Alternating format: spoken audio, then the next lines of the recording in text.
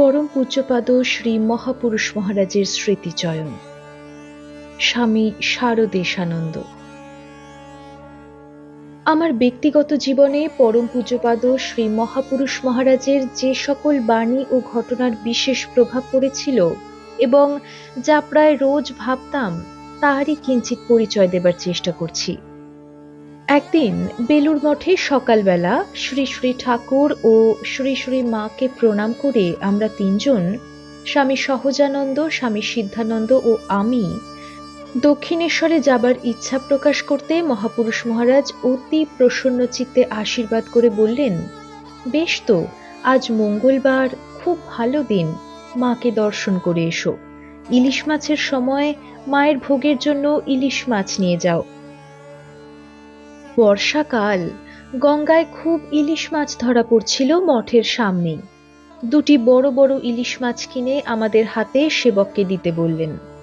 মহাপুরুষজি খাজাঞ্চির নাম করে তাঁর স্নেহাশীর্বাদ জানাতে বললেন, আর তিনি যেন নিজেই তত্ত্বাবধান করে ভালোভাবে মাছ রান্না ও মায়ের ভোগের সুব্যবস্থা করেন, এবং পূজনীয় রামলাল দাদাকে তাঁর প্রণাম জানিয়ে বলতে বললেন তিনি যেন স্বয়ং মায়ের পূজা ভোগ দেন এবং মন্দিরে প্রসাদ পান। আমরা চলতি পানসি নৌকাতে আনন্দে দক্ষিণেশ্বরের দিকে রওনা হলাম। দক্ষিণেশ্বরে পৌঁছে মন্দিরাদিতে প্রণাম করে খাজাঞ্চির সঙ্গে দেখা করলাম ও পূজনীয় মহাপুরুষ মহারাজজির অভিপ্রায় জানালাম। রামলাল দাদা জগজ্জননী ভবতারিণীর পূজা ভোগ রাগ নিবেদন করলেন। আমরাও দাদার কৃপায় মন্দিরের প্রায় ভিতরে গিয়ে মনের সাধে মায়ের পূজা আরতি দর্শন করে খুব আনন্দ পেলাম। ভোগ আরতির সময় প্রাণ ভরে মায়ের আরতি দর্শন এবং নিজ হস্তে মাকে চামর ব্যজন করে জীবন সার্থক করলাম, যে চামর নিয়ে একদিন স্বয়ং নারায়ণ শ্রী ভগবান রামকৃষ্ণ মাকে জীবন্ত মূর্তিতে ব্যজন করেছিলেন। প্রসাদ পেয়ে শ্রী শ্রী ঠাকুরের ঘরে আমরা বিশ্রাম করলাম।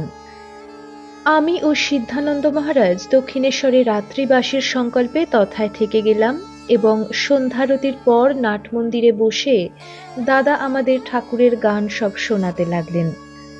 দাদা কখনো বা ভাবে বিভোর হয়ে দাঁড়িয়ে নৃত্য করতে লাগলেন।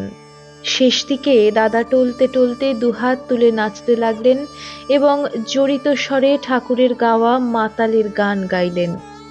তার মধ্যে একটি কলি আমার এখনো মনে আছে, যথা হাড়িপাড়া যাব আমি ধুচুনি বুনতে বুনতে। সে রাতে দাদার কৃপায় আমাদের ঠাকুরের ঘরেই রাত্রি যাপনের মহা সৌভাগ্য হয়েছিল। পরদিন প্রাতে বকুলতলায় শ্রী শ্রী মায়ের ঘাটে স্নান করলাম এবং মন্দির আদিতে প্রণাম করে বেলুর মঠে রওনা হলাম। দাদা বললেন, মঠে গিয়ে শ্রী মহাপুরুষ মহারাজকে আমার ভক্তিপূর্ণ প্রণাম জানাতে ভুলো না, এবং দিনহীনভাবে নিজের পরিধেয় বস্ত্রাদি গুটিয়ে পায়ের চটি জুতা খুলে মঠের অভিমুখে দাঁড়িয়ে করজোড়ে মস্তক অবনত করে প্রণাম নিবেদনও করলেন। মঠে গিয়ে মহাপুরুষ মহারাজকে দক্ষিণেশ্বরের পূজাদির বিবরণ আদ্যপান্ত বলতে তিনি ভাবে বিভোর হলেন এবং ভবতারিণীকে স্মরণ করতে করতে হর্ষোৎফুল্ল হৃদয়ে বারংবার জয় মা ধ্বনি ও জোর হস্তে প্রণাম করতে লাগলেন। তার ভাবোজ্জ্বল মুখশ্রী আরও উজ্জ্বল হল। মঠে সরস্বতী পূজা প্রতিমাতে। শশধর মহারাজ তন্ত্রধারক, আমি পূজক। পুরানো ঠাকুর ঘরের পেছনে ধ্যান ঘরে পূজার আয়োজন। শ্রী পঞ্চমীর দিন প্রাতে পূজায় যাবার পূর্বে পূজ্যপাদ মহাপুরুষজির আশীর্বাদ ও অনুমতি লাভের জন্য তার ঘরে গিয়ে জোর হস্তে মনোভিলাস নিবেদন করলাম। শুনেই তিনি গম্ভীর ও স্থির দৃষ্টিতে খানিক চেয়ে রইলেন। তারপর আমার মুখের দিকে তাকিয়ে একটু উত্তেজিতভাবে বলতে লাগলেন, মাই তো সরস্বতী, আমাদের মঠে তাঁরই তো নিত্য পূজা, আবার প্রতিমা পূজা কেন? আমি কিছুক্ষণ চুপ থেকে ধীরে ধীরে নিবেদন করলাম, আজ শ্রী পঞ্চমী, বিশেষ পূজা। আমার বাক্যে তিনি আরো উত্তেজিত স্বরে বললেন, বিশেষ পূজা? বিশেষ পূজা আবার কি? নিত্যই তার বিশেষ পূজা হচ্ছে। বলতে বলতে মহাপুরুষজি একেবারে স্থির হয়ে গেলেন। হস্তদয়ে প্রার্থনা মুদ্রা, আমরাও পরস্পর মুখ দেখাদেখি করে নীরবে দাঁড়িয়ে রইলাম। মুহূর্ত পরে তার ভাব কিঞ্চিৎ প্রশমিত হলো। মা মা বলতে বলতে প্রসন্ন বদনে পূজার অনুমতি দিলেন। বললেন, যাও, খুব ভক্তিভাবে মায়ের পূজা করোগে।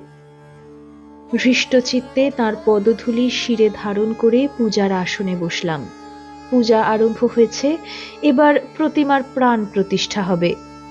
ঠিক সে সময়ে মহাপুরুষজি পূজা গৃহে এসে উপস্থিত, সেবকের হাত ধরে। তখন তার শরীর অসুস্থ, চলৎশক্তি খুব কম। তিনি যখন মা মা বলতে বলতে পূজা গৃহে প্রবেশ করলেন, তখন তার গলার গদগদ স্বর শুনে আমাদের মন প্রফুল্ল হলো। গৃহে প্রবিষ্ট হয়ে স্বহস্তে ফুল বিল্বপত্র চন্দন নিয়ে উল্লসিত মনে মন্ত্রপাঠ করতে করতে মায়ের শ্রীপাদপদ্মে অঞ্জলি দিলেন এবং ভূমিষ্ঠ প্রণাম করে সামনে দাঁড়িয়ে পূজা দেখতে লাগলেন। ততক্ষণে আমাদের দেবীর প্রাণ প্রতিষ্ঠা কার্য সম্পূর্ণ হলে আবার ততোধিক উল্লাসে সরস্বতীকে পুষ্পাঞ্জলি দিয়ে প্রণামান্তর উচ্চৈঃস্বরে ও সহর্ষে মা মা বলতে বলতে আবার সেবকের হাত ধরে ফিরে চললেন। সন্ধ্যায় শ্রী শ্রী ঠাকুরের আরতির পর মা সরস্বতীর আরতি। মহাপুরুষের কৃপাপ্রাপ্ত ও বিশেষ স্নেহভাজন সুপ্রসিদ্ধ মৃদঙ্গাচার্য শ্রী ভগবান সেন সেদিন পূর্ব হতে প্রস্তুত ছিলেন। মায়ের আরতির সময় ভগবানবাবু সোল্লাসে পাখোয়াজ বাজাতে আরম্ভ করলেন। বাজাতে বাজাতে তিনি যেন বাজনায় ডুবে গেলেন। তার সেই আপ্লুত বাজনায় আকৃষ্ট হয়ে মঠের বহু সাধু সমবেত হলেন। পূজ্যপাদ মহাপুরুষজিও সেবকের হাত ধরে পূজা গৃহে এসে উপস্থিত। তার দর্শনে বাদকের উৎসাহ পূর্ণচন্দ্র দর্শনে সমুদ্রের মতো উথলে উঠল। আত্মহারা বাদক অত্যদ্ভুত ধ্বনি তুলে দ্রুত ও বিলম্বিত নানা লয়ে অনেকক্ষণ ধরে মৃদঙ্গ বাজালেন। ভাব ও বিহ্বল মহাপুরুষজি প্রসন্ন বদনে প্রতিমার সামনে দাঁড়াতে উপস্থিত সকলের হৃদয়ে বিশেষ আনন্দোল্লাস সঞ্চার হয়েছিল, যেন মায়ের সাক্ষাৎ আবির্ভাব সকলে অনুভব করলেন। অনেকক্ষণ পরে পাখোয়াজ বাজানো শেষ হলে সকলে উচ্চ ঈশ্বরে মায়ের জয়ধ্বনি করে প্রণত হলেন। মহাপুরুষজিও হাত জোর করে মাকে প্রণাম করে সহর্ষে মা মা বলতে বলতে সেবকের হাত ধরে ঘরে ফিরলেন। তখন ঢাকার শ্রী রামকৃষ্ণ আশ্রমে আছি। ভীষণ সাম্প্রদায়িক দাঙ্গা হাঙ্গামা চলেছে।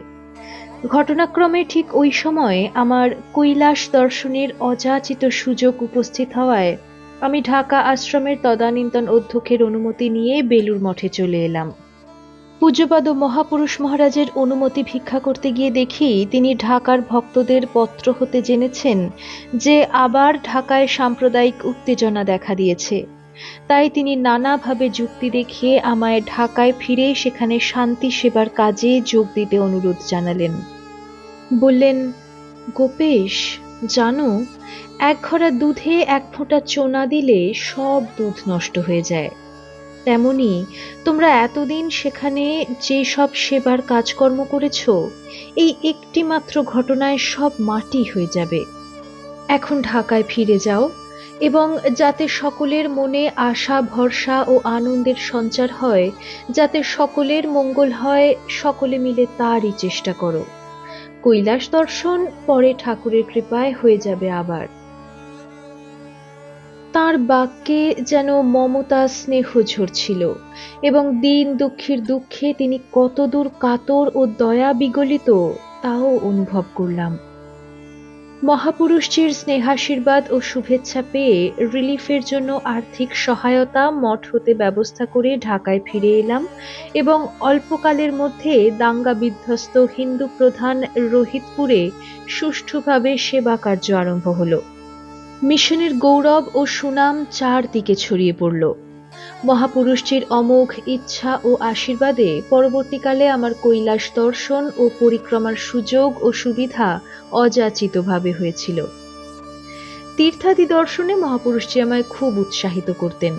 স্বয়ং পাথে আদি প্রদান করেছেন, অপরকেও আমায় সাহায্য করতে বলেছেন।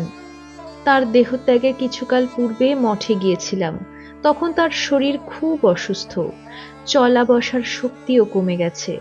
তথাপি একদিন নিকটে ডেকে সস্নেহে কুশল সমাচার জিজ্ঞাসান্তে জানতে চাইলেন অমরনাথ দর্শন হয়েছে কিনা। বিনীতভাবে যখন বললাম হয়নি, তখন তিনি একটু চিন্তিতভাবে বললেন, আমিও ভাবছি গোপেশের অমরনাথ ধাম দর্শন হয়নি।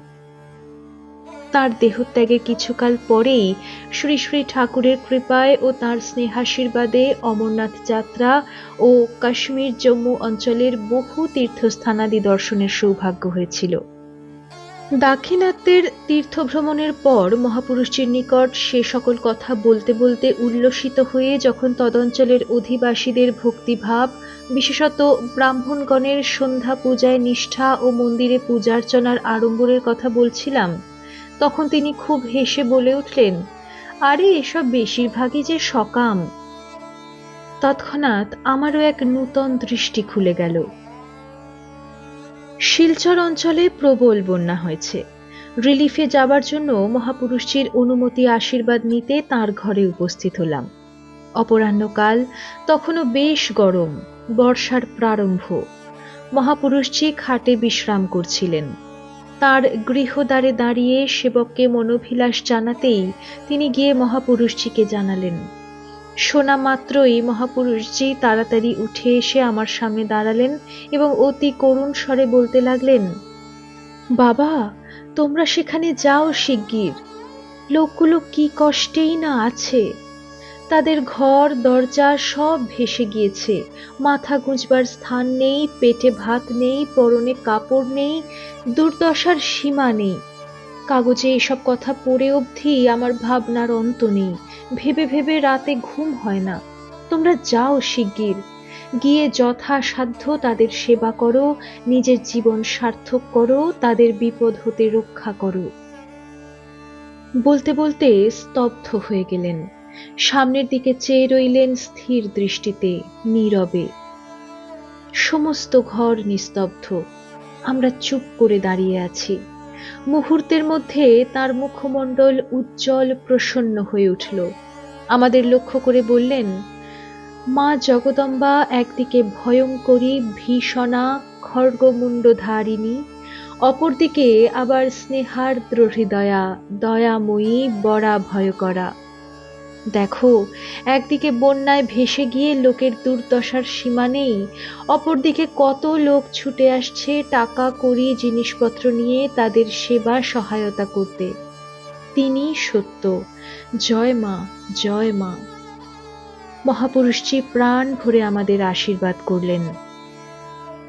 পূজ্যপাদ মহাপুরুষজির লিখিত পুরানো উদ্বোধনে প্রকাশিত একবারকার রোগী আর একবারের রোজা নামক নিবন্ধে এই বিষয়েরই প্রমাণ একটি ঘটনা, যা কাশী রামকৃষ্ণ সেবাশ্রমে ঘটেছিল, তা পাঠ করে আমরা মোহিত হই। অনেকের ধারণা, কাশী অদ্বৈতাশ্রমের প্রথমাবস্থায় মহাপুরুষ মহারাজ কেবল ধ্যান ধারণা শাস্ত্র চর্চাদি ভিন্ন অপরাপর কাজে মন দিতেন না। বাস্তবিক তা নয়। তিনি আধ্যাত্মিক উন্নতির জন্য ধ্যান ধারণাদির সঙ্গে সঙ্গে প্রচার, শিক্ষা, সেবা সকল প্রকার কার্যের সর্বদা সহায়তা করেছেন। কাশী রামকৃষ্ণ সেবাশ্রম তাঁরই উৎসাহ যত্নে লালন পালনে প্রথমে পরিপুষ্ট হয়। তিনি প্রথম হিন্দিতে প্রচারের জন্য চিকাগো বক্তৃতা, স্বামী শিষ্য সংবাদ প্রভৃতি পুস্তকের অনুবাদ প্রকাশ করেছিলেন। সে সকল পুস্তকের সাহায্যে স্থানীয় হিন্দিভাষী লোকের মধ্যে ঠাকুর স্বামীজির মহিমা প্রচারের সূত্রপাত হয়েছিল। হিন্দুস্তানি কেউ কেউ তাঁর কৃপাপ্রাপ্ত হন, তন্মধ্যে দুজন সন্ন্যাসী ছিলেন। মহাপুরুষজি অদ্বৈতাশ্রমে স্থানীয় হিন্দুস্তানি গরিব ছেলেদের জন্য একটি অবৈতনিক পাঠশালাও পরিচালনা করতেন। কনখলে পূজনীয় কল্যাণানন্দজির কাছে শুনেছি, সেখানকার সেবাশ্রমের আর্থিক অভাব দেখে মহাপুরুষজি স্বতঃপ্রবৃত্ত হয়ে দুবার অর্থ সংগ্রহে বের হয়েছিলেন, একবার দেহরাদুন অঞ্চলে, দ্বিতীয়বার মিরটের দিকে। কনখল সেবাশ্রমের ঠাকুর ঘরে শ্রী শ্রী ঠাকুর ও মার পট পূজ্যপাদ মহাপুরুষ মহারাজ প্রতিষ্ঠা করেছিলেন। এ বিষয়ে উল্লেখ করে কল্যাণ মহারাজ বলেছিলেন, এখানে সন্ন্যাসীর আশ্রমে ঠাকুর ঘরে পূজার আসনে মেয়ে মানুষের ছবি রাখতে আপত্তি তুলে তখনকার অনেক বহিরাগত সাধুকর্মীরা মায়ের পট আসন হতে উঠিয়ে দেন। পরে তা দেওয়ালে টাঙিয়ে রাখা হয়। মহাপুরুষজি তখন কাশীতে ছিলেন। তিনি এই গণ্ডগোলের সংবাদ পেয়ে কনখলে চলে আসেন এবং ঠাকুর ঘরে গিয়ে প্রণামান্তে দেওয়াল হতে পট নামিয়ে আসনে যথাস্থানে পূর্ববৎ রাখেন। তারপর আর কেউ এ বিষয়ে কোনো উচ্চবাচ্য করতে সাহস করেনি। উড়িষ্যাতে ভয়ানক দুর্ভিক্ষ। রামকৃষ্ণ মিশনের রিলিফ কার্য আরম্ভ হয়েছে। সেখানে কর্মী পাঠাতে তাগিদ এসেছে, কিন্তু মঠে লোকাভাব। সকলের নিত্য নিয়মিত কাজ আছে। পূজারী জ্যোতির্ময়ানন্দজি পূজার জন্য অপর লোক পাওয়া গেলে রিলিফে যাওয়ার ইচ্ছা প্রকাশ করায় মহাপুরুষ মহারাজ বললেন, বেশ তো, অন্য পূজারী পাওয়া না গেলে আমি ঠাকুরের পূজা করব, তাকে পাঠিয়ে দাও।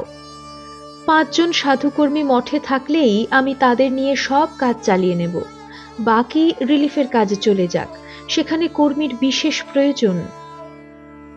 পরে কাজের অদল বদল করে মঠের নিত্যকর্মের অসুবিধা না করেই কর্মী প্রেরিত হতে মহাপুরুষজিকে পূজা করতে হয়নি। কিন্তু সে সময় তার উৎসাহ উদ্যম অপরকে খুব প্রেরণা দিয়েছিল। এই রিলিফে মিশনের পৃষ্ঠপোষক, পরদুঃখে সদা সহায়ক মহাপ্রাণ মহেশচন্দ্র ভট্টাচার্য মহাশয় গোপনে সমস্ত ব্যয়ভার বহন করেছিলেন। উত্তরাখণ্ডের নির্জন বাস ও সাধন ভজন করবার সময় মহাপুরুষ মহারাজের প্রচুর উৎসাহ ও প্রেরণা পাওয়া যেত, কিন্তু বেশি দিন আশ্রমের বাইরে স্বাধীনভাবে নিজের খুশি মতো থাকাটা তিনি মোটেই পছন্দ করতেন না, কারণ তাতে অনেক বিপদের সম্ভাবনা আছে। তাছাড়া তখনকার দিনে ভেকধারী সাধু সমাজে যে প্রাচীন ধরনের চালচলন ও জীবনযাপন প্রণালীর সমধিক আদর ও চল ছিল, সাধুরা সেই দিকেই ঝুঁকে পড়ত বলে মহাপুরুষজি আমাদের মঠের সাধুদের পক্ষে আশ্রমের বাইরে দীর্ঘকাল থাকাটা পছন্দ করতেন না। যাদের তিনি বাইরে থাকার অনুমতি দিতেন তাদেরও কিন্তু ওই বিষয়ে বিশেষ সাবধান করে দিতেন। বলতেন, ভগবত পরায়ণতা ও পরার্থপরতা এ দুটি মানুষের শ্রেষ্ঠ আদর্শ। নিজের আরামে থাকা খাওয়ার চেষ্টা তো ইতর প্রাণীও করে। মানুষ যদি ওই সকল বিষয়ে লালায়িত হয় তবে মানুষে আর পশুতে তফাৎ কি? বাবা, তোমাদের যেন এরূপ মতি না হয় ঠাকুরের কৃপায়। সাধন ভজনের উন্নতি সম্বন্ধে মহাপুরুষ মহারাজের সূক্ষ্ম দৃষ্টির 2টি ঘটনা এখানে বিশেষ উল্লেখযোগ্য। মঠের একজন সাধু খুব ধ্যান ধারণা করতেন, অনেকক্ষণ একাসনে স্থির হয়ে বসে থাকতেন। সেজন্য মঠে সকলে তাকে খুব খাতির করত এবং তার দৈনিক কাজকর্মও কমিয়ে দেওয়া হয়েছিল, যাতে ওই পথে তিনি দ্রুত অগ্রসর হতে পারেন। মহাপুরুষজি কিন্তু তার চালচলন পছন্দ করতেন না। বলেছিলেন, অনেকক্ষণ স্থিরভাবে বসে থাকে সত্য, কিন্তু তা আধ্যাত্মিক উন্নতির লক্ষণ নয়। যদি ধ্যান ধারণা বলে কোনো উচ্চ ভাবের উপলব্ধি না হয়, তাহলে কেবলমাত্র চিন্তাশূন্য ধ্যানের ফল বেশি দিন স্থায়ী হয় না। পরে অবশ্য ওই সাধুর চিত্ত বিক্ষেপও দেখা গিয়েছিল, তাতে করে মহাপুরুষজির কথার অর্থ আমাদের হৃদয়ঙ্গম হয়। আর একজন সাধু উত্তরাখণ্ডে বেদান্তের অদ্বৈতবাদের গ্রন্থাদি পাঠ ও আলোচনায় ব্রহ্মজ্ঞানের সিদ্ধান্ত কথঞ্চিত হৃদয়ঙ্গম করে প্রকাশ্যে বলতে থাকেন যে তাঁর ব্রহ্মাত্মৈক্য বোধ হয়েছে এবং পত্র দ্বারা মহাপুরুষজিকেও জানান যে তাঁর ব্রহ্মজ্ঞান লাভ হয়েছে। পরে সে সাধুটি মঠে আসতে মহাপুরুষজি তাকে জিজ্ঞেস করেন, তোমার মনে কি একেবারে কোনো সন্দেহ নাই? তাতে সাধুটি স্বীকার করতে বাধ্য হন যে অন্তরের অন্তঃস্থলে একটু একটু সন্দেহ আছে। তাতে মহাপুরুষজি বলেন, তবে তোমার এখনো কিছুই হয়নি। দেহাত্মবুদ্ধি যতক্ষণ সুদৃঢ় থাকে তো যতই বিচার আচার যোগ বাশিষ্ঠ মুখস্থ করো এবং বিচার দ্বারা ব্রহ্মসত্য জগৎ মিথ্যা স্থির নিশ্চয় করো, তাতে কিন্তু ব্রহ্মজ্ঞান কেবল কথার কথাই হয়ে থেকে যায়। পূজনীয় বাবুরাম মহারাজের মহাসমাধির পূর্ব হতেই মহাপুরুষজি মঠের কার্যভার গ্রহণ করেছিলেন। মঠের খরচপত্রের সম্বন্ধে তার তখন কিরূপ তীক্ষ্ণ দৃষ্টি থাকত সে সম্বন্ধে একটি ঘটনা মনে পড়ে। রান্না শেষ হওয়া মাত্রই উনুনের কয়লা ঝেড়ে ফেলবার আদেশ ছিল পাচকের উপর।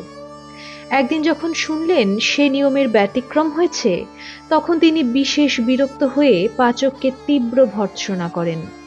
মঠের প্রত্যেক জিনিস এবং সাধু ভৃত্য ও প্রত্যেকটি কাজকর্মের প্রতি তিনি তীক্ষ্ণ দৃষ্টি রাখতেন এবং সকলের খোঁজ খবর নিতেন, যাতে কর্তব্য কর্মের সঙ্গে সঙ্গে সকলে নিয়মিত জপধ্যানাদি করে আর নিজেদের মধ্যে আড্ডা না দিয়ে বাইরে ঘুরে কেউ সময়ের অপব্যয় না করে। মঠের বাগানের প্রত্যেকটি জিনিস প্রথমেই শ্রী শ্রী ঠাকুরের সেবায় যাতে লাগে, সেজন্য তার আগ্রহ উৎকণ্ঠা দেখে বিস্মিত হতাম। তখন আমের সময়, ঠাকুরের জন্য কত চমৎকার সব আম আসছে। মহাপুরুষজি মঠের উঠোনের কোণে যে পুরনো আম গাছটি ছিল, তার মাথায় একটি আম রং ধরেছে দেখে কয়েকদিন যাবৎ নিত্য সেই আমটিকে ভালোভাবে নিরীক্ষণ করছিলেন। পরে আমটি সম্পূর্ণ পেকে অতি সুন্দর সিঁদুরে রং ধরতে আমাকে আদেশ করলেন আমটি নিখুঁতভাবে পারবার জন্য। আম দেখে মহাপুরুষজি পরমানন্দিত হয়ে বললেন, যাও যাও, শিগগির ঠাকুর ভাঁড়ারে দিয়ে এসো, ঠাকুরের নিজের গাছের আম। আর একদিন সকালবেলা ঠাকুর ভাঁড়ারের সামনে দাঁড়িয়ে আমাকে ডাকলেন এবং উঠানের উত্তর পশ্চিম কোণে হলুদ গাছের মতো ছোট ছোট ঝোপ দেখিয়ে বললেন, যাও, ওখানে একটি ফুল ফুটেছে, নিয়ে এসো, ঠাকুরকে দাও। বড় সুন্দর ফুল, নাম দোলন চাঁপা, মৃদু মধুর গন্ধ, তাই ঠাকুর খুব ভালোবাসতেন। মনে হয় সাদা গুলচি ফুলও কোনো সময় তুলে এনে ঠাকুরকে দিতে বলেছিলেন। গুলচি ফুলও ঠাকুর ভালোবাসতেন। ঠাকুরের প্রিয় পুন্নাগ ফুলের কুঁড়ি দেখেই প্রতীক্ষা করতেন কবে প্রস্ফুটিত ফুলের গন্ধে ঠাকুর ঘর আমোদিত হবে। মহাপুরুষ মহারাজ উপযুক্ত পাত্র দেখলে নানাভাবে তাঁর মনে সংসার আসক্তি ত্যাগের, বিবেক বৈরাগ্যের ও ভগবত ভজন মাহাত্ম্যের উজ্জ্বল চিত্র অঙ্কিত করতেন এবং সর্বস্ব ত্যাগ করে সাধনে উৎসাহিত করতেন। এ সম্বন্ধে একদিনের ঘটনা বিশেষ মনে পড়ছে। বরাহনগরের ভক্ত নারায়ণবাবু, যিনি জার্মান যুদ্ধের সময়ে ব্যবসায় প্রচুর অর্থ উপার্জন করে ধনবান হয়েছিলেন, হঠাৎ একদিন মঠে এসে উপস্থিত। বর্ষাকাল, বাদলা থাকায় সেদিন মহাপুরুষ মহারাজ উপরে গঙ্গার দিকে বারান্দায় বসে ভগবত প্রসঙ্গ করছিলেন। আমরা 2-3 জন তাঁর কাছে উপস্থিত ছিলাম। কুশল প্রশ্নাদির পর মহাপুরুষজি তাকে বললেন, তুমি অনেকদিন আসোনি, তোমায় ডেকে পাঠাবো ভেবেছিলাম। ঠাকুরের ইচ্ছায় এসেছো, খুব ভালো হয়েছে। তুমি এখন সংসারের ঝঞ্ঝাট ছেড়ে দিয়ে ঈশ্বর চিন্তায় মন দাও। বয়স হয়েছে, 16 আনা মন প্রাণ দিয়ে তাকে ডাকো, তাতে ডুবে যাও। বলতে বলতে তিনি ক্রমশ উচ্চ হতে উচ্চ স্তরের গম্ভীর বৈরাগ্যের ভাব প্রবাহ সৃষ্টি করলেন। তার মুখমণ্ডল উজ্জ্বল শ্রী ধারণ করল। বক্তা, শ্রোতা, দর্শক সকলেই নিস্তব্ধ। ভদ্রলোক মৌনভাবে সব শুনে বলতে লাগলেন, আমি সময় সময় ভাবি কার জন্য খেটে মরছি। টাকা হলে লোকের বাহবা পাওয়া যায়, কিন্তু পরকালের আমার কি হলো? যা হোক, কাকেও ব্যবসার ভার দিয়ে শীঘ্র ত্যাগের পথে অগ্রসর হব। সওদাগরি অফিসের মুৎসুদ্দি সাহেব আমায় সহজে ছাড়তে চান না। আশীর্বাদ করুন যাতে ওই সব মান যশ থেকে মুক্ত হয়ে তাকে প্রাণ মন সমর্পণ করে একান্তে ডাকতে পারি। এই বলে তিনি মহাপুরুষজির অনুমতি ও আশীর্বাদ নিয়ে সেদিন বিদায় নিলেন। নারায়ণবাবু অবশ্য বহুদিন পরে ব্যবসায় খুব লোকসান হতে থাকায় লোকসঙ্গ পরিত্যাগ করে ভগবত ভজনে শেষটা নিরিবিলিতে জীবন যাপন করেছিলেন। 1920 সাল। তখন শ্রী শ্রী মাতা ঠাকুরানীর শরীরের অবস্থা খুব খারাপ হয়ে পড়াতে মঠে সকলে বিশেষ উদ্বিগ্ন। মহাপুরুষটির কাছে সংবাদ আসছে সর্বক্ষণ, আর তিনিও ওই জন্য বিশেষ উৎকণ্ঠিত। বিকালে অবস্থা খুব খারাপ সংবাদ আসাতে মহাপুরুষটির অনুমতিক্রমে মঠ থেকে অনেক সাধু ব্রহ্মচারী উদ্বোধনে মাকে দেখতে গেলেন। মহাপুরুষজি ২-১ দিন পূর্বেই শ্রী শ্রী মাকে শেষ দর্শন করে এসেছিলেন। শেষ রাত্রে খবর এলো অর্ধরাত্রে মা মহাসমাধিস্থা হয়েছেন ২০শে জুলাই। মহাপুরুষটির কাছে যে নৌকায় খবর এসেছিল তিনি সেই নৌকাতেই মঠের সাধুদের উদ্বোধনে পাঠিয়ে দিলেন। কেবল যাদের উপর বিশেষ কাজের ভার ও যারা অসুস্থ তারা যেতে পারেনি। মহাপুরুষজিও আর বিছানায় গেলেন না, অস্থিরভাবে ঘরে ও বারান্দায় পায়চারি করতে লাগলেন। কখনো বা সামনের গঙ্গার দিকে যাচ্ছেন, কখনো দক্ষিণেশ্বর, কাশীপুর শ্মশান বা উদ্বোধনের দিকে স্থির দৃষ্টিতে তাকিয়ে রয়েছেন। আবার কখনো বা উদাস দৃষ্টিতে নিশ্চলভাবে অবস্থান করছিলেন। মাঝে মাঝে নিকটস্থ সাধুদের সঙ্গে শ্রী শ্রী ঠাকুর ও শ্রী শ্রী মার সম্বন্ধে দু একটি কথা বলছিলেন। মঠের সর্বত্র নেমে এসেছিল গভীর শোকের ছায়া। তখন আমি ঠাকুর ভাঁড়ারে কাজ করবার অধিকার পেয়েছিলাম। লক্ষণ মহারাজ ছিলেন পূজারী। ভোরবেলা ঠাকুর তোলার পরই তাড়াতাড়ি পূজার জোগাড় করবার আদেশ দিলেন মহাপুরুষজি। শ্রী শ্রী মার দেহযাত্রা মঠে পৌঁছবার পূর্বেই সকাল সকাল ঠাকুর পূজা শেষ করতে হবে। তাছাড়া মায়ের শ্রীপাদপদ্মে বিল্বপত্র পুষ্পাঞ্জলির ও আরাত্রিকাদির বিশেষ আয়োজন করতে বললেন। নিখুঁতভাবে বাছাই করে প্রচুর বিল্বপত্র সংগ্রহ করে বৃহৎ দীপাধারে দীপমালা ও সুন্দর পুষ্পমাল্য গেঁথে রাখা হলো। ভোর হবার পূর্বেই বরাহনগরের ধনী লৌহ ব্যবসায়ী ভুবনবাবু মঠে এসে মহাপুরুষজির ঘরের বাইরে থেকে উচ্চ ঈশ্বরে কাঁদতে কাঁদতে ভক্তি গদগদ কণ্ঠে বলে উঠলেন, মহাপুরুষ, মাকে দেখলে তার অন্তর্ধানের দুঃখ আর থাকে না। উদ্বোধনের ঠাকুর ঘর আলো করে রয়েছেন মা, তার দিব্য জ্যোতিতে চারদিক যেন দীপ দীপ করছে। সেই মধুর হাস্যোজ্জ্বল মুখের দিকে তাকালে আর চোখ ফেরাতে ইচ্ছে করে না, ইত্যাদি অনেক কথা তিনি উচ্ছ্বসিত হৃদয়ে বলতে লাগলেন। আমরাও সেখানে উপস্থিত। মহাপুরুষজিও নির্বাক স্থির হয়ে সব কথা শুনছিলেন। ভুবনবাবু শেষকৃত্য ও সৎকারাদি বিষয়ে মহাপুরুষজির সঙ্গে পরামর্শ করে চন্দন কাঠ, ঘৃত, ধূপ, গুগুলাদি আবশ্যকীয় উপকরণ সংগ্রহের জন্য তাড়াতাড়ি চলে গেলেন। আমরা সে সংবাদ পেয়ে মায়ের দর্শনের জন্য উদ্গ্রীব হয়ে পথপানে চেয়ে রইলাম, কখন তাকে মঠে আনা হবে। মায়ের দিব্য এরূপের প্রকাশ সম্বন্ধে পূজনীয় রাসবিহারী মহারাজ পরে আমাকে বলেছিলেন, অনেক দিন কালাজ্বরে ভুগে মায়ের শরীর খুবই ক্ষীণ, গায়ের রং কালো, মুখমণ্ডল প্রভাহীন হয়ে পড়েছিল। প্রাণবায়ু বার হবার পর পূজনীয় শরৎ মহারাজের আদেশে নূতন বস্ত্রাদি পরিয়ে সুন্দর নূতন বিছানায় রেখে ধূপ ধুনো জ্বালা হলো এবং চারদিকে সাধু ভক্ত সন্তানগণ কালী কীর্তন আরম্ভ করলেন। মুহূর্ত পরে একজনের দৃষ্টি পড়ল, মায়ের মুখশ্রী হঠাৎ প্রভামণ্ডিত হয়ে উঠেছে। তিনি চিৎকার করে বলে উঠলেন, দেখো দেখো, মায়ের জ্যোতির্ময় মুখমণ্ডল দেখো, কেমন উজ্জ্বল, কেমন সুন্দর। সে অপরূপ রূপের প্রভা অনেকক্ষণ পরে হ্রাস হতে আরম্ভ করলেও শেষ মুহূর্তে অগ্নিসংযোগ করা পর্যন্ত উজ্জ্বল ছিল। আশ্চর্যের বিষয়, দেহের প্রতি অঙ্গ প্রত্যঙ্গ লাবণ্যমণ্ডিত ও কোমল ছিল, শক্ত হয়নি শেষ পর্যন্ত।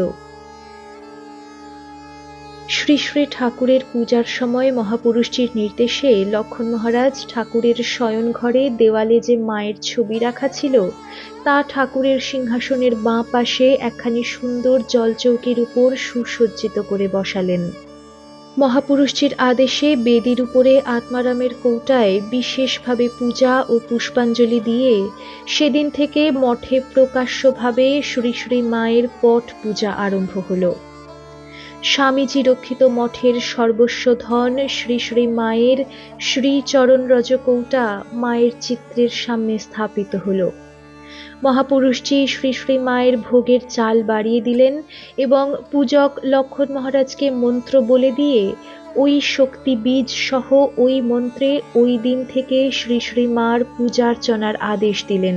এবং শ্রী শ্রী ঠাকুরকে নিবেদন করে সে নৈবেদ্য ভোগাদি পরে শ্রী শ্রী মাকে নিবেদন করার নির্দেশ দিলেন। পরে বললেন, আমি সবসময়ই ঠাকুরকে ভোগ নিবেদন করবার সময় ভাবি মা প্রথমে ঠাকুরকে খাওয়াচ্ছেন, পরে নিজে খাচ্ছেন ও সন্তানদের খেতে দিচ্ছেন। সকাল সকাল পূজা ভোগ সেদিন সম্পন্ন হলো। পূজনীয় খোকা মহারাজ পূজনীয় মহাপুরুষ মহারাজের সঙ্গে আলাপ আলোচনা করে সকল বিষয়ে তদবির করছিলেন। সেদিন খোকা মহারাজের কর্মতৎপরতা ও বিচক্ষণতা দেখে বিস্মিত হয়েছিলাম, বিশেষভাবে শ্রী শ্রী মার প্রতি তাঁর ভক্তিভাব এবং সুন্দরভাবে তাঁর কাজ করবার আগ্রহ ও নিপুণতা দেখে। উদ্বোধন হতে সন্ন্যাসী ব্রহ্মচারী ভক্তগণ স্ত্রী পুরুষ সকলে শোভাযাত্রা করে পত্রপুষ্পে সুসজ্জিত মাতৃদেহ খাটে করে বহন করে আনলেন মঠের সামনে গঙ্গার অপর তীরে কুটিঘাট পর্যন্ত। পূজনীয় শরৎ মহারাজ প্রমুখ সাধুবৃন্দ নগ্নপদে এসেছিলেন ওই শোভাযাত্রায়। কুটিঘাট হতে মঠের নৌকাতে করে সাধুরাই দাঁড় টেনে নিয়ে এলেন মার শেষ শয্যা। আমরা সব অপলক নেত্রে মার সেই অপরূপ জ্যোতির্ময় রূপ দর্শন করলাম। তারপর মঠের ভিতর খাট সহ বহন করে নিয়ে ঠাকুর মন্দিরের সিঁড়ির সামনে রেখে পূজা আরাত্রিক করা হলো এবং মহাপুরুষজি শরৎ মহারাজ প্রমুখ সন্ন্যাসীগণ শ্রীমার শ্রী পাদপদ্মে পুষ্পাঞ্জলি অর্পণ ও প্রণাম করলেন। পরে যথাবিধি স্নানাদি করিয়ে যেখানে শ্রী শ্রী মার মন্দির হয়েছে সেখানে চন্দন কাঠের চিতা সজ্জিত ছিল, সেখানে মাকে স্থাপন করে সকলে প্রদক্ষিণ করলেন। শরৎ মহারাজ প্রথমে অগ্নি দিলেন। ঠাকুরের সন্তানগণ সহ সব সন্ন্যাসীরা চারদিকে দাঁড়িয়ে সেই মহাযজ্ঞে অগুরু ধূপ ও ঘৃতাহুতি প্রদান করলেন। অনেকে প্রাণের আবেগে বৈদিক স্তোত্রাদি মন্ত্রপাঠ করছিলেন। চারদিকে চন্দন অগুরুর সুবাস ছড়িয়ে ধু ধু করে অগ্নিশিখা ঊর্ধ্বে উঠছিল। 2 ঘন্টার মধ্যে সব শেষ। পরে চিতাবশেষ গঙ্গা গর্ভে বিসর্জন করা হলো। প্রাচীন ও নবীন সাধুগণ কলসি করে চিতায় গঙ্গা জল দিলেন। এমন সময়ে ঝরঝর করে পুষ্পবৃষ্টির মতো অল্প বৃষ্টি পড়তে লাগলো। দেবগণ যেন দেব কার্য সমাপন করলেন। সন্তানদের সমস্ত দিনের ক্লান্ত কলেবর স্নিগ্ধ শান্ত করবার জন্য যেন মহামায়া জগজ্জননী নিজেই এ ব্যবস্থা করেছিলেন। আমরা সকলে গঙ্গা স্নান করে এসে ঠাকুর ঘরে শ্রী শ্রী ঠাকুরের পাশে মাকে দর্শন করতে লাগলাম। সেদিন পূজনীয় মাস্টার মহাশয়ও সর্বক্ষণ সেখানে উপস্থিত ছিলেন। তিনি ঠাকুর মন্দিরে উপস্থিত হয়ে একবার সামনের বারান্দায় আবার পাশের বারান্দা থেকে ব্যাকুলভাবে ছুটাছুটি করে নির্নিমেষ নয়নে ঠাকুর মাকে দর্শন এবং যেন জোর হাতে অস্পষ্টভাবে কিছু নিবেদন করছিলেন। সকলে উঠানে বসে প্রসাদ পেলেন, কিন্তু মাস্টার মহাশয় কিছুই গ্রহণ করলেন না। সন্ধ্যায় শ্রী শ্রী ঠাকুরের আরতি হলো এবং মহাপুরুষজির নির্দেশে সর্বমঙ্গল মঙ্গলিয়ে শিবে সর্বার্থ সাধিকে ইত্যাদি দেবী অভ্যর্থনম আরতির পরে গাওয়া হলো। পরে একটু রাত্রি হলে ভক্তগণ স্বস্থানে চলে গেলে মঠ বাড়ি যেন গভীর বিষাদ আধারে আবৃত হয়ে নীরবে শোকাশ্রু বর্ষণ করছে মনে হলো। সেদিন সব শেষ হবার পর শোক ও সন্তপ্ত সমবেত সাধু ভক্ত মণ্ডলীকে লক্ষ্য করে মহাপুরুষজি অতি গভীর তাৎপর্যপূর্ণ শ্রী শ্রী মায়ের মাহাত্ম্য বলতে লাগলেন। সকলকে অভয় প্রদানপূর্বক তিনি আবেগ ভরা কণ্ঠে বললেন, মা সন্তানদের ফেলে যাবেন কোথায়? তিনি কোথাও যাননি। তিনি এখন সর্বব্যাপিনী, সকলের হৃদয় ব্যাপিনী। পূর্বে তিনি এক স্থানে থাকলে সেখানে গিয়ে কষ্ট করে তাকে দর্শন করতে হতো। এখন আর কোথাও যেতে হবে না। যে যেখানে আছে সেখানেই তার কৃপা উপলব্ধি করবে, ব্যাকুল হয়ে ভক্তিপূর্ণ হৃদয়ে তাকে ডাকলেই। চিতা নির্বাপনের পর মহাপুরুষ মহারাজের আদেশে ঠাকুর ভাঁড়ার থেকে একটি তামার ঘটি আনা হলো। তাতে পুত অস্থি সংগ্রহ করা হয়। যে নূতন স্বর্ণবলয় মায়ের দেহের সঙ্গে অগ্নি সমর্পিত হয়েছিল, সেই নূতন বলয়ের একটি টুকরাও ভস্মের সঙ্গে পাওয়া যায়। এই স্বর্ণবলয় বলরামবাবুর কন্যা প্রদান করেছিলেন, তাও তাম্রঘটে রক্ষিত হয়।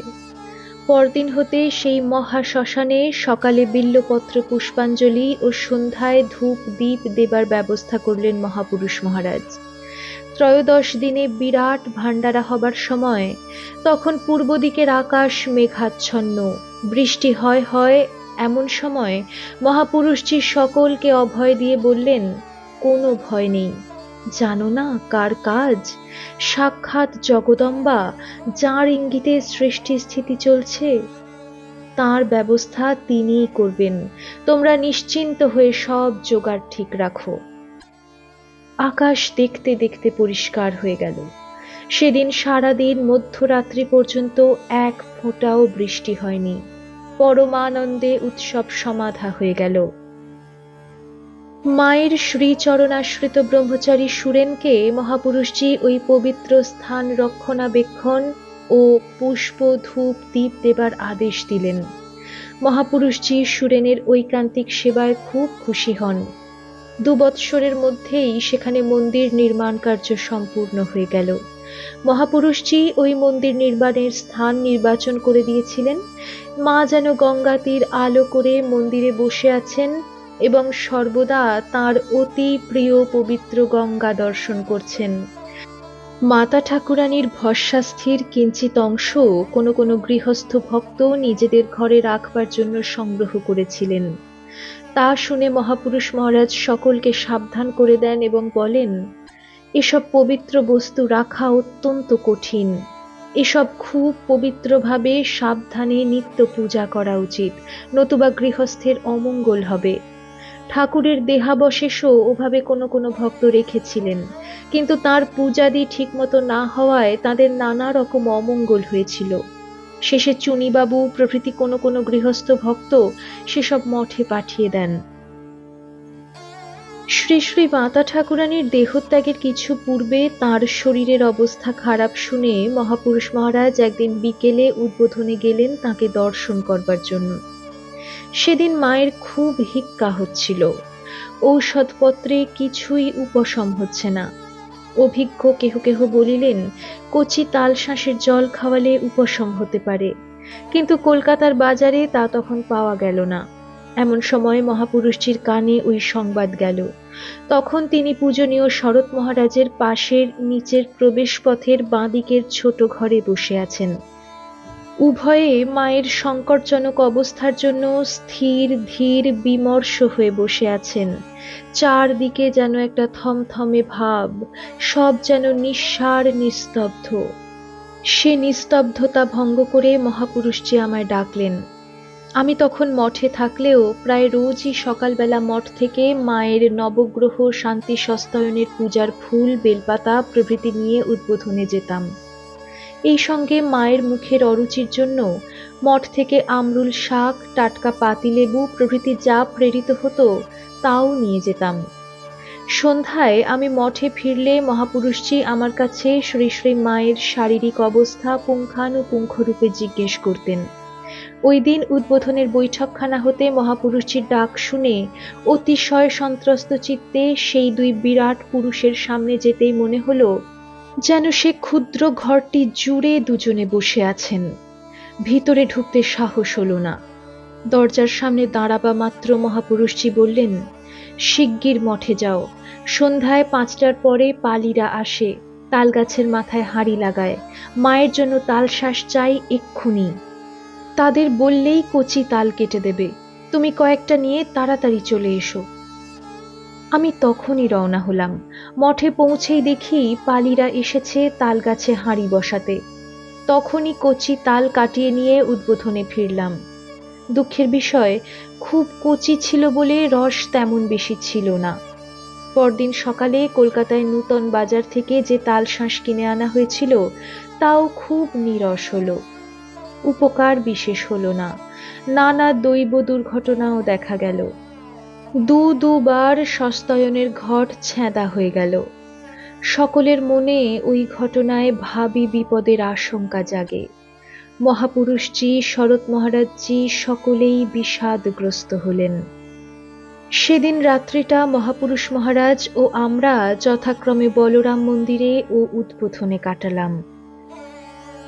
আর একবার মহাপুরুষ মহারাজের সঙ্গে বলরাম মন্দিরে রাত্রিবাস করেছিলাম। শ্রী শ্রী মায়ের শরীর ত্যাগের মাস তিনেক পূর্বে বলরাম বাবুর পুত্র রামকৃষ্ণ বসু মহাশয় দেহত্যাগ করেন। তার অন্তিম সময়ে মহাপুরুষজি সেখানে উপস্থিত ছিলেন এবং সময় নিকটবর্তী বুঝে তিনি উচ্চ ঈশ্বরে ঠাকুরের নাম হরি ওম রামকৃষ্ণ শোনাতে লাগলেন। সঙ্গে সঙ্গে পূজনীয় শরৎ মহারাজ এবং প্রবীণ নবীন সাধু ও ভক্তগণের ঠাকুরের ওই নাম সমস্বরে উচ্চারণে তথায় এক দিব্য ভাবের বিকাশ হল। মহাপ্রয়াণে প্রস্তুত ভক্তপ্রবর ক্ষীণ স্বরে ঠাকুরের নাম নিচ্ছিলেন। যদিও নাড়ি ছেড়ে গেছে, তবুও তার জ্ঞান অক্ষুণ্ণ ছিল। ধীরে ধীরে স্বর বন্ধ হল, তবু ঠোঁট নড়ছিল। শরীর ত্যাগের পরও দেখা গেল তার বিস্ফারিত অপলক দৃষ্টি তখনও বুকের উপর রাখা ঠাকুরের ছবির দিকে নিবদ্ধ, স্থির। সেই অদ্ভুত দৃশ্য দেখে আমাদের মনে হলো, এ তো মরণ নয়, অমর জীবন। মহাপুরুষজি জাতি ধর্ম নির্বিশেষে সকলের প্রতি সমদর্শী ও দয়ালু ছিলেন। মাদ্রাজ মঠে একজন ইতালীয় যুবক ছিলেন। তিনি প্রথম জার্মান যুদ্ধের পরে ধর্মের সন্ধানে ভারতে এসে ক্রমে মাদ্রাজ রামকৃষ্ণ মঠে আসেন। মহাপুরুষজিও তখন সেখানে। তাঁর প্রতি মহাপুরুষজির বিশেষ কৃপা হয়েছিল। এক ভক্ত প্রদত্ত মূল্যবান শাল তাকে উপহার দিয়েছিলেন এবং তাকে মোক্ষ বলে ডাকতেন। তার নাম ছিল ক্যাপ্টেন মস্কা। মহাপুরুষজির সামনে তিনি ভক্তিভাবে সাষ্টাঙ্গ প্রণত হয়ে শালখানি গায়ে জড়িয়ে চুপ করে বসে থাকতেন। হিন্দু, মুসলমান, খ্রিস্টান, পারসিক, নিম্নবর্ণ, অস্পৃশ্য, আদিবাসী প্রভৃতি সকলেই সমভাবে মহাপুরুষজির কৃপার অধিকারী হতো। শ্রীহট্ট, আসাম, খাসিয়া পাহাড়ের অনুন্নত শ্রেণীর লোককে মহাপুরুষজি তখনকার দিনে যেভাবে কৃপা করেছিলেন তা সে সময়ের পক্ষে দয়া ও উদারতার পরাকাষ্ঠা সন্দেহ নেই। মহাপুরুষজি যখন বেলুড় মঠের অধ্যক্ষ, তখনই মঠে দাতব্য ঔষধালয় স্থায়ীভাবে স্থাপিত হয়। অসুস্থ সাধুদের সেবা যত্নের ব্যবস্থা হয়।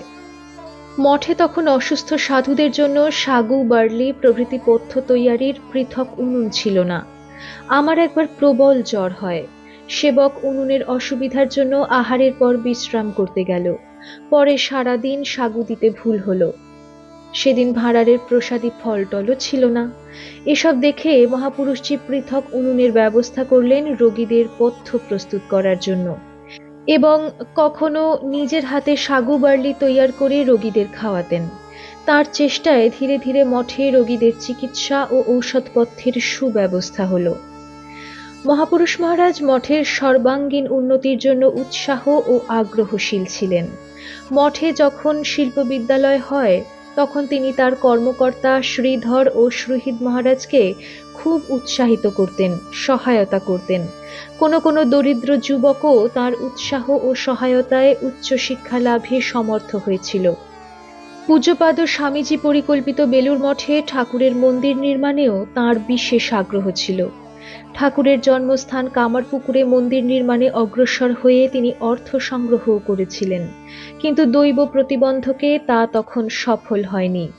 পূজনীয় রাজা মহারাজের জন্মস্থানে মন্দির করার ইচ্ছা মহাপুরুষজির ছিল। আমরা যখন মহারাজের জন্মস্থান দর্শন করতে গিয়েছিলাম তখন তার বৃদ্ধ ভ্রাতুষ্পুত্র অতীব দুঃখিত চিত্তে আমাদের বলেছিলেন, বেলুড় মঠের প্রেসিডেন্ট স্বামী শিবানন্দজি মহারাজ এখানে এসে মহারাজের জন্মস্থানে মন্দির নির্মাণ করবার ইচ্ছা প্রকাশ করায় আমরা সেই জমি লিখে দিয়েছিলাম। তারপর তিনি গত হলেন, আর কিছুই হলো না। একবার মহাপুরুষজির মাদ্রাজ মঠে বাসকালীন তাঁর এক শিষ্য তাঁকে 1001 টাকা প্রণামী দিয়ে মন্ত্র দীক্ষা নেন। তখন মাদ্রাজ মঠের আর্থিক অবস্থা সচ্ছল ছিল না। তাই মহাপুরুষজি তার অধিকাংশই মাদ্রাজ মঠের কাজেই দিয়ে দিলেন। এভাবে সব সৎকার্যে তিনি সহায়শীল ছিলেন। গুরু ভ্রাতাদের প্রতিও তার প্রেম প্রীতির সঙ্গে সঙ্গে প্রবল শ্রদ্ধার ভাবও দেখা যেত। শশী মহারাজের স্মৃতিভরা মাদ্রাজ মঠ তার কাছে পবিত্র তীর্থস্বরূপ ছিল এবং তার উন্নতির জন্য তিনি সব রকম সাহায্য করেছেন। নিত্যধামে অবস্থিত গুরুভ্রাতাগণের জন্মতিথি তিনি পর্বদিন রূপে গণ্য করতেন এবং তা পালনে তিনিই প্রথম অগ্রণী হয়ে বেলুড় মঠে তা প্রবর্তন করেন এবং সাধু ভক্তদিগকে তাতে উৎসাহিত করতেন। একবার মঠে পূজনীয় হরি মহারাজজির জন্মতিথিতে আমি উপস্থিত ছিলাম। সেদিন রাত্রে মহাপুরুষ মহারাজজিকে হরি মহারাজ সম্বন্ধে কিছু বলতে বললে তিনি সানন্দে স্বীকৃত হন এবং সমবেত সাধুদের কাছে অনেক প্রাচীন কাহিনী বর্ণনা করেন।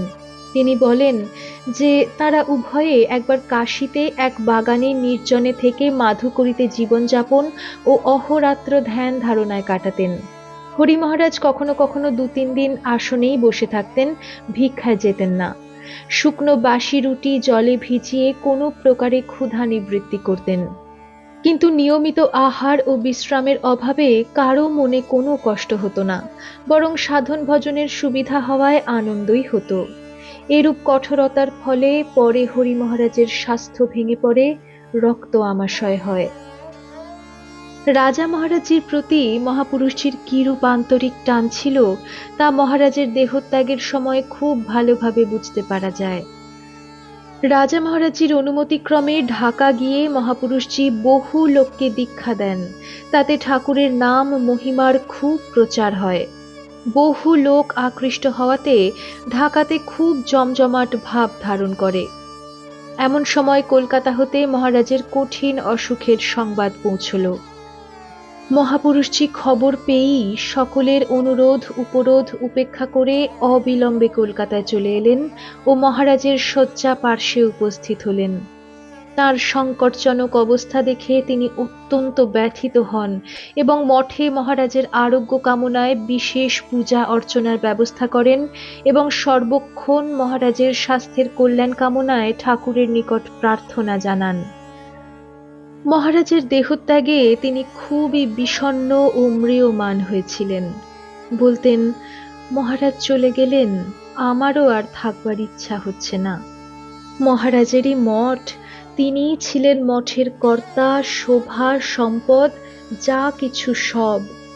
আমরা তো তাঁর চাকর, তাঁর আদেশ মতো সব করছি। ভক্তদের আপদ বিপদে তাঁর সহানুভূতির অন্ত ছিল না। বলরাম বাবু ও তার পুত্র রামকৃষ্ণ বসুর দেহত্যাগের সময় সকলকে নিয়ে তিনি উপস্থিত থেকে সব কাজ করেছিলেন। রামকৃষ্ণ বসু মহাশয়ের শ্রাদ্ধে আমাকে দিয়ে মঠ হতে বাসনপত্র পাঠিয়ে দিলেন, কিন্তু তিনি বিনা কারণে সাধু ব্রহ্মচারীদের ভক্তগৃহে গমনাগমন পছন্দ করতেন না। তখন বিশেষ কোনো কাজে, এমনকি বেলুড় মঠের বাইরে যেতে হলেও তাঁর অনুমতি নিতে হতো এবং ঠিক সময়ে ফিরে এসে খবর দিতে হতো, অন্যথা তিরস্কার করতেন। শ্রী শ্রী ঠাকুরের পূজা অথবা অন্য কোনো পর্বোৎসবে ভক্তগৃহে নিমন্ত্রণ করলে তিনি তাতে যোগদান করতে পাঠাতেন এবং শ্রী ঠাকুরের পূজা অর্চনা ও কথামৃত পাঠ ইত্যাদি করবার জন্য খুব উৎসাহ দিতেন। কোনো কোনো ভক্ত বাড়িতে অন্নপূর্ণা পূজায় তাকে স্বয়ং উপস্থিত হতে দেখেছি। গদাধর আশ্রমে বাসন্তী পূজার সময় গিয়ে কদিন ছিলেন, কিন্তু তিনি যখন তখন যার তার বাড়িতে সাধুদের আহার করা মোটেই পছন্দ করতেন না। বলতেন, খাওয়া দাওয়া বিষয়ে সাবধান না হলে সাধুত্ব রক্ষা করা কঠিন।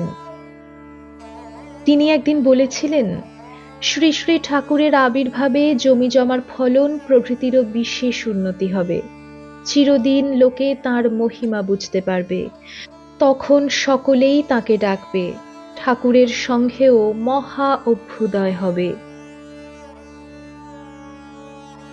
শুভম।